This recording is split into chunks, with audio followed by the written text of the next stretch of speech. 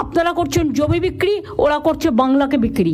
বাংলাদেশে গত 3 মাসে যে ঘটনাগুলো ঘটেছে, এর যদি অন্তত একটা ঘটনা আওয়ামী লীগ বিরোধী দলে থাকতে ঘটানো হতো, তাহলে দেখা যেত যে তারা আন্দোলন সংগ্রাম, বিক্ষোভ, অগ্নিসংযোগ এই সমস্ত কর্মকাণ্ড করে একেবারে ওই সরকারকে দেখা যেত একেবারে তেজপাতা করে দিত। আমরা দেখেছি যে মাগুরার একটা উপনির্বাচনকে কেন্দ্র করে সেই সময় 1991-96 সালের বিএনপি সরকারকে একেবারে তুলোধনা করে ছাড়ছে। এখন তারা সেই একটার পরিবর্তে 3 তারিখকে 900 আসনে একই ঘটনা ঘটিয়েছে, কিন্তু বিএনপি কিংবা বিরোধী দল তাদের লোম পর্যন্ত স্পর্শ করতে পারে নাই। গত 3 মাসে যেসব ঘটনা ঘটেছে তার তো ফিরিস্তি দেওয়ার দরকার নেই।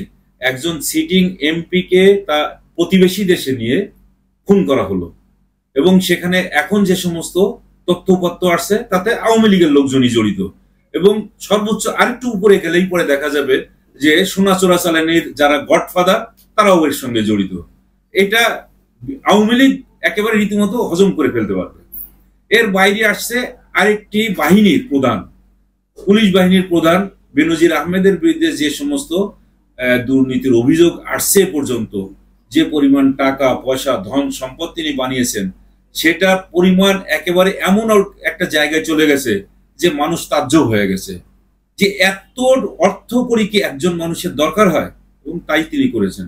এরপরে আসাদুজ্জামান, আবার সেনাবাহিনী প্রধান, একটা সেনাবাহিনী আমাদের যেটা গর্বের ধন বলে আমরা ধরি, তার প্রধান আজিজ আহমেদকেও পর্যন্ত এই দুর্নীতির মধ্যেই পাওয়া গেল। আর সর্বশেষ রাজস্ব বোর্ডের একজন সাবেক সদস্য মতিউর রহমান, তিনি তো একেবারে টাকা পয়সায় সয়লাভ করে ফেলেছেন। তার সঙ্গে আবার যুক্ত হয়েছে, দেখা যাচ্ছে 2-1টা পত্র পত্রিকায় খবর আসছে যে বাংলাদেশ ব্যাংকের বর্তমান গভর্নর আব্দুর রউফ তালুকদার, তিনিও নাকি এর সঙ্গে কিছু কিছু জায়গায় জড়িয়ে আছেন এই মতিউর কাণ্ডে। মতিউর কাণ্ড বলতে ছাগল কাণ্ডে।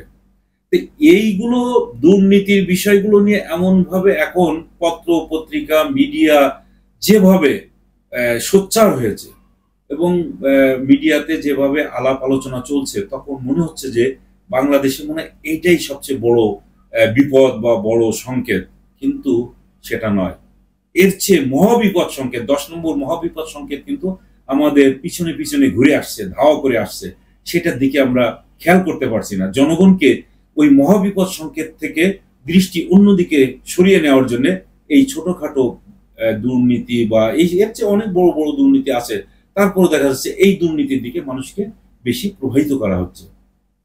বড় বিপদ সংকেত কোনটা? সেটা হচ্ছে বাংলাদেশের বুক চিরে এক প্রান্ত থেকে আরেক প্রান্ত, অর্থাৎ ভারতের পশ্চিমবঙ্গ থেকে শুরু করে ত্রিপুরা পর্যন্ত এর ভিতর দিয়ে বাংলাদেশের পেটের মধ্যে দিয়ে রেল করিডোর নিয়ে যাওয়া হচ্ছে, আবার আরেকটা নিয়ে যাওয়া হচ্ছে কুচবিহারে। এই সময় যে রেলগুলো যাবে, ইতিমধ্যেই আমরা এই সমস্ত চুক্তিপত্র বা সমঝোতার যে সমস্ত লাইন বাই লাইন আমরা জানি, সেটা হলো যে আগে যে সিস্টেম ছিল সেই সিস্টেম তো নেই। এখন ইন্ডিয়ান যে রেল বাংলাদেশের ভিতরে ঢুকবে, সে বাংলাদেশে কোথাও থামবে না, সে সোজা চলে যাবে, যেহেতু তাদের চালক এটা চালিয়ে নিয়ে যাবে, কোথাও থামবে না, এটা নিয়ে চলে যাবে ত্রিপুরা। আর যখন তারা এই সময় যাবে, তখন অন্যান্য যে সমস্ত বাংলাদেশের ট্রেন চলাচল করতো, তারা তো থেমে বসে থাকবে এবং দূর থেকে তাকিয়ে তাকিয়ে দেখবে যে ওই দেখা যায় ভারতীয় ট্রেন, মিত্র বাহিনীর ট্রেন দেখা যাচ্ছে, ওই যে দেখা যায়, এইটাই করবে। আর যেটা দিয়ে চলবে সেটা এখনই পর্যন্ত আমাদের রেলগুলো চলার ক্ষেত্রে, ট্রেনগুলো চলার ক্ষেত্রে সক্ষমতা এখনো পর্যন্ত অপ্রতুল, এবং কোথাও কোথাও সংস্কার করতে। আর ইন্ডিয়ান ট্রেন যখন আসবে তখন তো আরো সংস্কার করতে হবে, অনেক কিছু করতে হবে, এগুলো করতে হবে আমাদের।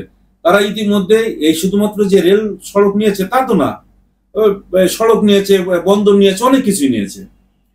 এইটা প্রসঙ্গে পশ্চিমবঙ্গের মুখ্যমন্ত্রী মমতা ব্যানার্জি কিন্তু প্রেস কনফারেন্স করে একটা কথা বলেছেন যে আপনি করছেন জমি বিক্রি আর ওনারা করছেন বাংলা বিক্রি।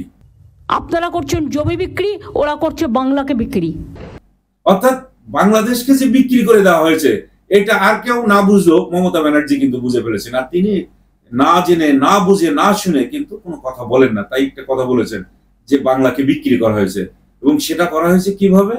এই আমাদের স্বাধীনতা সার্বভৌমত্ব তো দিয়ে দেওয়া হয়েছে, আর এই রেল করিডোর দেওয়ার মধ্যে দিয়ে বিক্রি হয়ে গেছে। এবং এইটা যখন শেখ হাসিনা দিল্লি সফর করে বাংলাদেশে ফিরে আসলেন, তখন প্রেস কনফারেন্সে যখন এক সাংবাদিক প্রশ্ন করলেন, তখন অনেকটা তুচ্ছ-তাচ্ছিল্য করেই বললেন যে আমরা স্বাধীনতা যুদ্ধ করে দেশটাকে স্বাধীন করেছি, আমরা দেশ বিক্রি করবো, এটা হইতে পারে, ভাবতে পারেন? মানে মুক্তিযুদ্ধের চেতনার কথা এখনো তিনি ফেরি করে বেড়ান, অথচ মুক্তিযুদ্ধের চেতনার কথা বলে দেশকে যে তুলে দেওয়া হচ্ছে অন্যের হাতে, সেইটা কিন্তু আর তিনি মানে বেমালুম ভুলে গেছেন।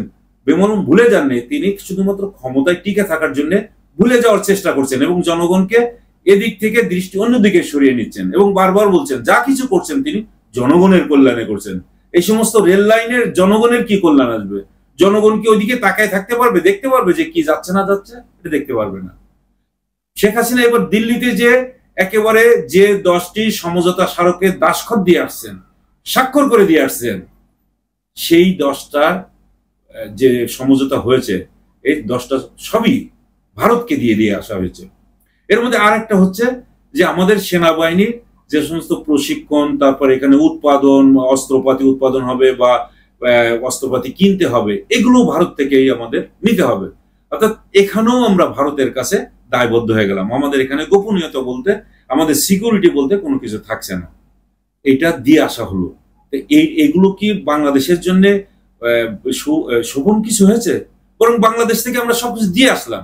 তারপরে তিনি তিস্তার পানি নিয়ে যখন বললেন, তিস্তার পানি বন্টনের বিষয়টি নিয়ে যখন তিনি কথা বললেন, তখন আরো তুচ্ছ-তাচ্ছিল্য করে বললেন যে তিস্তায় তো প্রজেক্ট হবে, চীনও একটা প্রজেক্ট সাবমিট করেছে, ইন্ডিয়াও একটা সাবমিট করেছে, এখন এই দুইটার মধ্যে নাকি যেটা ভালো হবে, বাংলাদেশের জনগণের কল্যাণে হবে, তিনি সেটাই করবেন।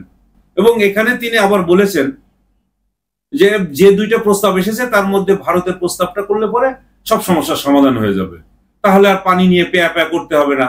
আগে তো সামরিক ডিক্টেটর জেনারেল জিয়া, জেনারেল এরশাদ ভারতের পায়ে যেয়ে পড়ছে নাকি। জিয়াউর রহমান সম্পর্কে যে কথাটা বলেছেন, এই কথাটা আপনি প্রত্যাহার করেন। জিয়াউর রহমান বাঘের বাচ্চার মতো বাংলাদেশের স্বাধীনতার সার্বভৌমত্বকে সমুন্নত রেখেছেন। এই গঙ্গার পানি চুক্তি নিয়ে যখন ভারত গড়িমসি করছে, তখন জিয়াউর রহমান এই বিষয়টি আন্তর্জাতিক ফোরামে নিয়ে গেছেন এবং জাতিসংঘের সাধারণ পরিষদের 31তম অধিবেশনে যখন তিনি গঙ্গার পানির ন্যায্য হিস্সা চেয়েছেন, তখন চাপে পড়ে গেছে দিল্লি, এবং দিল্লি তখন বাধ্য হয়ে 1976 সালের নভেম্বরে চুক্তি করতে বাধ্য হয় এবং সেখানে পরিষ্কারভাবে গ্যারান্টি ক্লজ দিয়ে বলা হয়েছে যে যেভাবেই হোক না কেন বাংলাদেশ কোনো অবস্থাতে 35,000 কিউসেক পানির কম পাবে না। পারবেন আপনি? আপনি তো সবই দিয়ে আসছেন। আপনি তো তিস্তার পানি বন্টন যেটা আন্তর্জাতিক নিয়মে হওয়ার কথা ছিল, সেটাই তো আপনি আনতে পারেন নাই। আমাদের তো 2011 সালে যখন মনমোহন সিং বাংলাদেশে সফর করতে আসছে, তখনই তো এই তিস্তার পানি বন্টন চুক্তি স্বাক্ষর হওয়ার কথা ছিল, কেন হয়নি? আপনি আদায় করতে পারেন নাই। এবং সেই 2011 সালের পর থেকে আজ পর্যন্ত এখনো আপনি সেই পানি বন্টনের চুক্তিটা করতে পারলেন না, কারণ আপনি তো দাবিটা তো আদায় করতে পারেন না। আপনার তো ন্যায্য হিস্সাটা, দাবি নয়, এটা আপনার ন্যায্য হিস্সা, বাংলাদেশের ন্যায্য পাওনা, সেটা আপনি আদায় করতে পারেন নাই। তার কারণ আপনি গোলামি করেন। আপনি গোলামি করলে পরে মনিবের সঙ্গে কোনো বার্গেনিং করা যায় না। আপনার জরুরি হচ্ছে যে আপনি ক্ষমতায় থাকবেন, যেভাবে ক্ষমতায় ভারত আপনাকে রাখবে ঠিক সেইভাবে আপনি থাকবেন, এবং আপনি ক্ষমতায় থাকলেই পরে ভারতের সবচেয়ে সুবিধা হয়। যে কারণে ভারত দীর্ঘদিন ধরে চিন্তা ভাবনা করে এমন একটা সরকার তারা এখানে বসিয়েছে। সেই 1/11 ঘটনা যদি আমরা বলি, 2007 সালের 1/11 ঘটনা, সেই ঘটনাটাও কিন্তু ঘটেছে দিল্লি থেকে, এবং এটা পরিষ্কারভাবে আমরা বলতে পারি সেই সময় ভারতের পররাষ্ট্রমন্ত্রী ছিলেন প্রণব মুখার্জি। তিনি তার বইটা লিখে গিয়েছেন কোয়ালিশন ইয়ার্স, সেখানে পরিষ্কার করে লিখে দিয়ে গেছেন যে সেই সময় মইনু যখন ক্ষমতা নেয়, তখন প্রণব মুখার্জির সঙ্গে দেখা করে বলেছিলেন আপনি অন্তত মধ্যস্থতা করবেন যেন আমার একেবারে খুব স্মুথলি আমার যেন বিদায়টা হয়, আমার বিদায়ের বেলায় যেন কোনো রকম সমস্যা না হয়। তখন প্রণব মুখার্জি বলেছিলেন যে হ্যাঁ, তোমার ব্যাপারে আমি দায়িত্ব নিলাম, শেখ হাসিনা ক্ষমতায় আসলে পরে বা আওয়ামী লীগ ক্ষমতায় আসলে পরে তোমাকে খুব শান্তিপূর্ণভাবে এবং নিরিবিলি তোমার বিদায়টা হবে। এবং এর পরবর্তীতে আবার আরো দেখা গেছে যে ওনার ওই বইতেই আছে যে উনি তো এখন ক্যান্সারে আক্রান্ত, এই মইনু আহমেদ, সেই ক্যান্সারের চিকিৎসা করার জন্য তিনি মধ্যস্থতা করেছেন। 2014 সালের ইলেকশন করার সময় প্রণব মুখার্জি তখন রাষ্ট্রপতি, এবং ওই সময় সুজাতা সিংকে পাঠিয়ে দিয়ে ইলেকশন করে নিয়েছেন। 2018 সালের ইলেকশনেও ভারতের হস্তক্ষেপ ছিল, আর 2024 সালের 7 জানুয়ারি যে নির্বাচন, সেটাতেও এই ভারতের সমর্থন রয়েছে। এবং এই সময়গুলো ভারত অত্যন্ত খুব আগ্রহ ভরে অবজার্ভ করেছে যে কোন সময় এই চুক্তিগুলো করে নেওয়া যাবে, এবং বাংলাদেশের বুক চিরে এই কাজগুলো করে নিলে পরে যে কেউ কিছু বলতে পারবে না, সরকার যেভাবে হোক না কেন দায়বদ্ধ ভারতের কাছে। অতএব এই কাজগুলো শেখ হাসিনাকে দিয়েই করানো সম্ভব, তাই তারা করিয়ে নিয়েছে। এইটা ভারতের স্বার্থে, যা কিছু করা হয়েছে সবই ভারতের স্বার্থে। যে 10 দফা সমঝোতা স্মারক আপনি করে দিয়ে আসছেন, এগুলো সবই তো ভারতের স্বার্থে করে দিয়ে আসছেন। আপনার নিজের স্বার্থে কি করে নিয়ে আসছেন? আপনি কি দেখেন নাই? আপনি যে বারবার বলেন বাংলাদেশের জনগণের স্বার্থে করবেন, বাংলাদেশের সাথে যে সমস্ত অমীমাংসিত বিষয় আছে তার কি কোনোটাই সমাধান করেছেন? আপনি বলেছেন যে ইউরোপে নাকি কোনো সীমান্ত নেই, বর্ডার নেই, তারা এক দেশ থেকে আরেক দেশে যেতে পারে, কোনো সমস্যা হয় না। আমার দেশে কেন সমস্যা হবে? আমার দেশের সমস্যা কি আমরা সৃষ্টি করেছি? সীমান্তে কাঁটাতারের বেড়াকে আমরা দিয়েছি? সীমান্তের যে প্রতিনিয়ত হত্যা করা হয় সেটাকে আমরা করি না, ভারত করে। এই বিষয়গুলো কি আপনার কোন জায়গায় বার্গেনিং এর বিষয়গুলো আপনার আসতে পারে না? আপনি এখানে এসে বড় বড় কথা বলেন এবং আপনি তুচ্ছ তাচ্ছিল্য করে কথাগুলো বলে ফেলেন। বাংলাদেশের জনগণকে আপনি কোন রকম কগনিজেন্সি নিতে চান না, মানে তাদের কাছে আপনার কোনো দায়বদ্ধতাই নেই। আপনি শুধু মুখে বলেন জনগণের কল্যাণে হবে। জনগণের কল্যাণে করলে তো জনগণের উপরে আপনার একটা আস্থা থাকতো। জনগণের উপরে আস্থা থাকলে আপনি একটা নিরপেক্ষ, শান্তিপূর্ণ, সুষ্ঠু একটা নির্বাচন দিতেন। সেই নির্বাচনটা তো আপনি দিতে পারেন না। জনগণকেই হচ্ছে আপনি সবচেয়ে বেশি ভয় পান।